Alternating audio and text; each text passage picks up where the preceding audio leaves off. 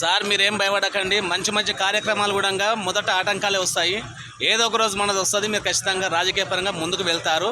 ఇది మా మాట. ఇది మా నిరుద్యోగుల తరఫున కూడా కొంచెం మీరు గట్టిగా పోరాడండి కొద్దిగా దయచేసి.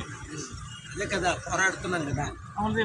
ఓట్లేమో వాళ్ళందరికీ వేస్తారు, ఈవీఎంల ద్వారా ట్యాంపరింగ్లు అవుతున్నాయి.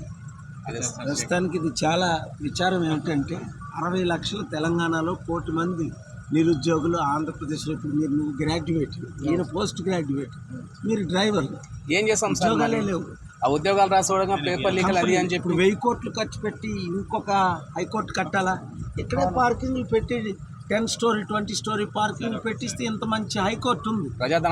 ఇది కేవలం రియల్ ఎస్టేట్ వ్యాపారం కొరకు అక్కడ అమరావతిలో చేసినట్టు ఇక్కడ చేయడానికి ప్లాన్. దాన్ని నేను తీవ్రంగా ఖండిస్తున్నాను. అదే సార్, రేవంత్ రెడ్డి తమ్ముడు సీఎం అయ్యాడు, మనకు మంచి రోజులు వచ్చాయి, కష్టపడి పనిచేద్దాం.